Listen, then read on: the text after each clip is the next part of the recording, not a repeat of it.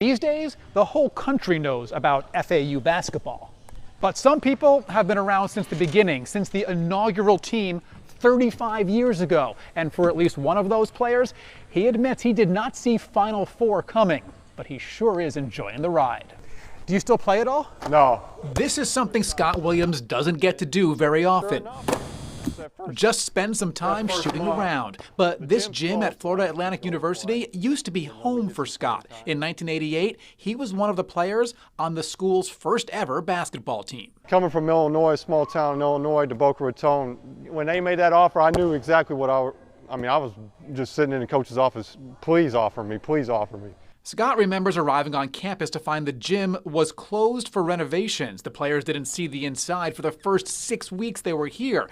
And he remembers the locker rooms not being private, sharing them with the student body. You know, there was a lot of high school experiences that were a little bit better than what we were. I just don't think they were prepared for college basketball when we first came that first year. But Scott calls the time he spent at FAU some of the best years of his life. He enjoyed it so much, he came back as an assistant basketball coach and a golf coach and a compliance officer. And he's always been an FAU fan, one who is in awe of his team making it to the Final Four. There's not enough adjectives to describe it. I don't have the words to say what I think. I mean, it's unbelievable.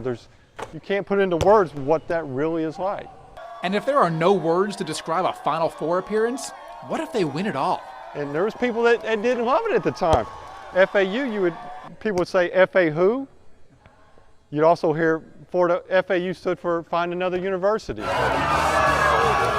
But nobody's asking who FAU is now. Everybody in the country knows who Florida Atlantic is, and that's tremendous. I asked Scott for his prediction for this weekend's games, and he told me he really believes FAU will beat San Diego State on Saturday. So I asked him, okay, then what about Monday? And he said, let's just take this one game at a time.